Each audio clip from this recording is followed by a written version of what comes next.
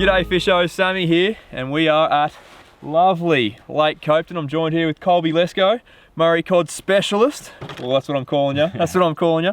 And we've been here for the last 4 days chasing Murray Cod. We thought we'd give you a bit of a run through of what we're doing and some tactics for you guys to use when you get out here. So Colby, mate, rumour has it you got a beast this trip. Talk us through it. Oh yeah, I was lucky enough to snag a good one. The bite's been a little bit tougher than usual, but yeah, got into a nice one the other night that went 126. So that was now, good. 126 is a big fish by pretty well everyone's opinion. It's a serious Murray Cod, but we're going to go through the tackle that we use and some of the gear that we use so you guys can arm yourselves and get yourselves ready for when you do a trip yourself, because you do need some pretty specialised gear. These cod are big. The lures are very different to lots of other impoundments where you'd fish for cod, and yeah, we're doing some pretty crazy things. What do you reckon? Let's start on surface. Yeah. So Lake Copeton is renowned as a Murray Cod surface fishery, but this trip it's been completely different. No fish on surface at all for us, fishing all deep, but surface is definitely something you need to have in your box. So what's your favourite surface lure? Probably the big wake snakes, the big wooden ones. Yeah, they definitely seem to catch the big fish in Copeton. I've caught some good ones on them before, especially if the topwaters bite here is good. You want to be throwing something big, make a lot of noise, and yeah, create some commotion. So these guys here, these are a wake snake. So they sit just on the surface and create a whole heap of commotion as you slowly wind them. These joints all click and they make a heap of noise, and the cod absolutely love them. Now, as you can see, serious bits of kit. They're fairly long, fairly heavy, so you do need some pretty heavy gear to throw them, which we'll go through shortly. But yeah, that's one style. You've got the wake snake, you've got paddlers like this guy here, or this guy even bigger than that. These guys, these paddle along like that, again, create a lot of commotion. The cod come out, get quite aggressive and come and smash them. Or there's just below the surface, like this one here, which is, it's another wake. So it probably goes just a bit deeper than something like this. Makes still surface commotion, but yeah, it's a bit smaller presentation. Plenty of noise, plenty of attraction. Now, that's surface. What's the next avenue you go down if you're out Copeton chasing cod? You're not having any luck on the surface. Yeah, you probably definitely want to start looking at the swim baits. Swim baits has really taken off on the lake over the last couple of years, and yeah, they're definitely really effective. Anything big with a fish profile that swims has a really good action. Well, you don't need a lot of rolling action, but just, yeah, good tail kicks. The fish seem to love it. And swim baits is what we've had all our luck on this trip. 100% of our fish have all come to swim baits. Now, swim baits come in a whole host of shapes and sizes. There is heaps and heaps of them. We're going to show you the ones we got rigged, but you can get ones like that. They're massive things, big paddle tail, plenty of vibration, look like a fish through the water. You've got, what's this one here, mate?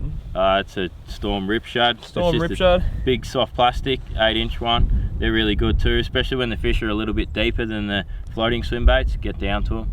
So this guy here is a big Savage gear. Now you can see we've hung a few hooks on them. Because cod are very much an implosion feeder, you want to make sure you've got plenty of hooks and hook coverage in your lures, because they suck them in and spit them out very quickly. So you want to make sure you've got something there that's going to pin them in the corner of their mouth, and you're not going to go home with your tail between your legs. Now we'll quickly touch on chatterbaits before we go to our big swim baits. Now, mate, what is this? This is a crazy contraption.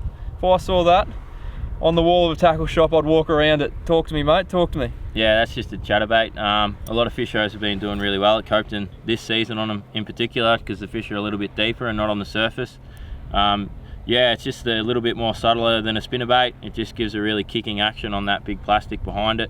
You can fish them fairly deep, fish them through snags, and yeah, the Copeton fish seem to like them. Now that big blade on the front, that actually chops through the water and goes like that. Again, creates a lot of flash, a lot of vibration. Cod see that, gets up in their face, and they can't resist it. They got to have a chop at them. Now, one thing we don't have on this table is big spinner baits. We didn't bring in any with us, but they are another viable option. Great for around rocks and boulders because they don't snag up very easily.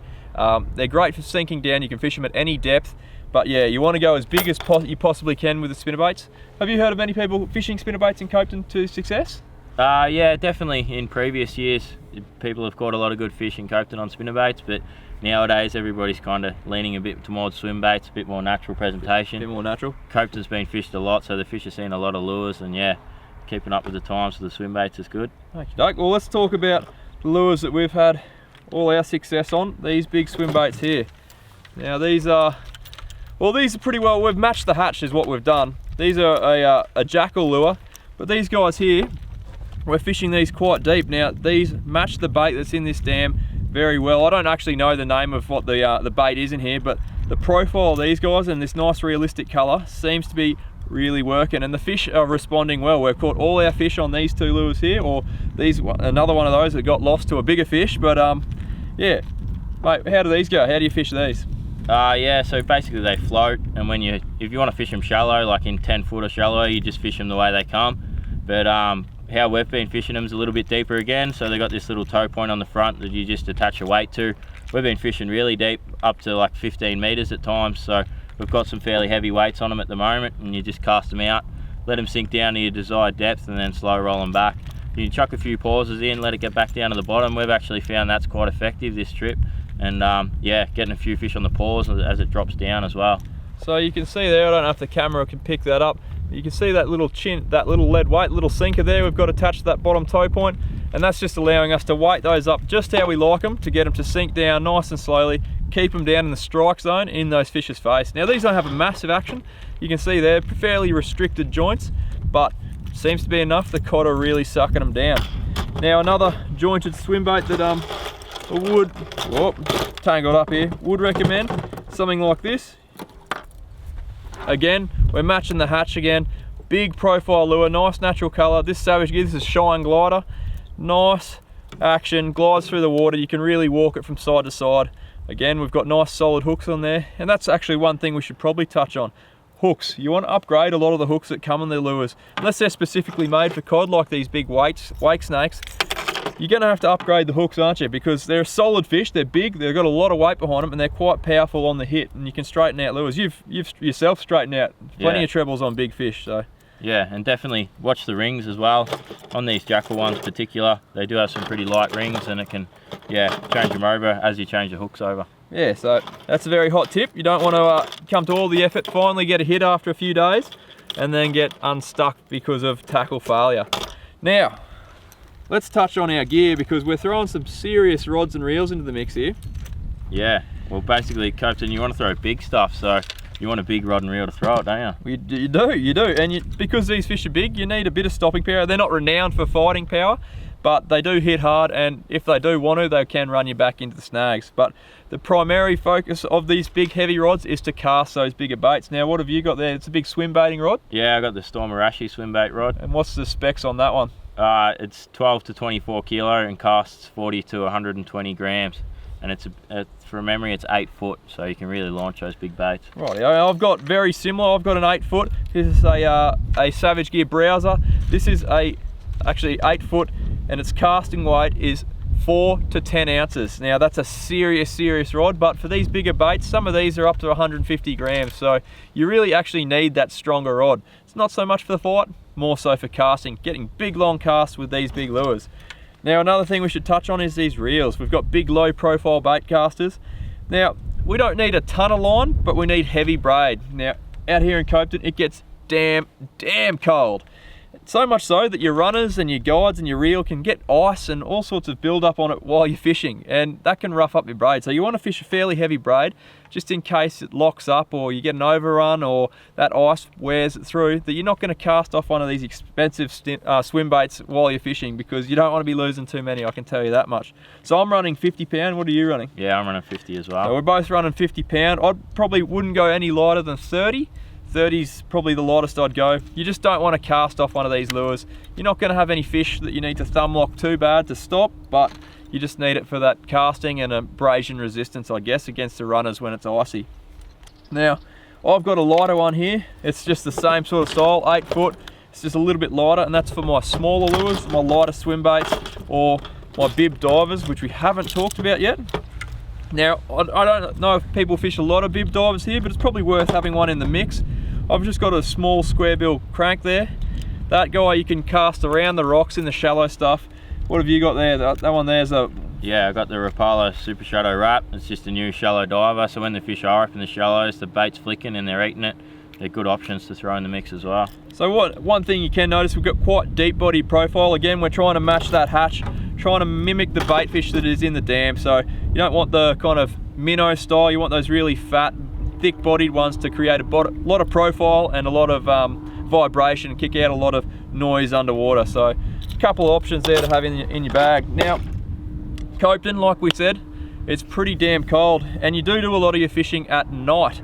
So one other thing to take with you, make sure you've got adequate lighting, take your head torch with you, and I'd probably recommend one of these. This is the national footwear of Lake Copeton, the Ugg boot. I know I would be lost without mine, we're all wearing them. Yeah. It looks pretty funny, heaps of grown men just tramping around in Ugg boots, but trust me, they will save your feet. It is supremely cold here. But guys, that's about it. Have you got anything else to add? What have we missed, mate? Anything important? Probably just the other thing that's really important to fish at Copeton is just target those prime bright times of early morning and late arvo, especially if you want to throw surface and the surface bite's good. But yeah, once the sun gets up, you want to be fishing that little bit deeper, and yeah, just keep plugging away, they'll eventually come. And I think that's another thing we should definitely touch on. Lake Copeton is a big dam, there's a lot of water here, there's plenty of fish, but you really do have to just be persistent.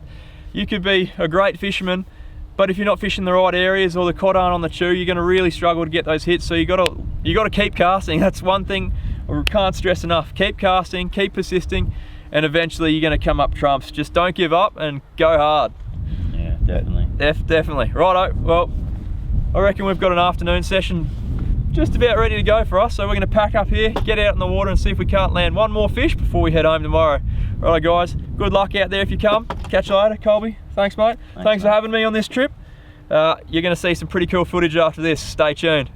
So it's the afternoon now. We're just waiting for the sun to dip down a little bit so we can get stuck into an arvo session. So I thought I'd quickly touch on what to look for structure-wise out in Copeton Dam. Now, there's kind of three main types of structure. You've got the big open flats, you've got the deep drop-offs, and you've also got the boulder country and the fallen timber.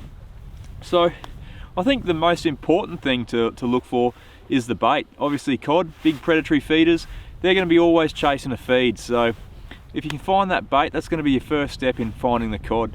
Now, whether they're up on the flats because the temperature's right or everything's right for that, or down the deeper stuff, it's something you're going to have to kind of assess trip by trip. For us, this trip, we found them in the deeper water. They weren't up on the flats at all. Everyone struggled up on the flats. Actually, no fish got caught up in the flats.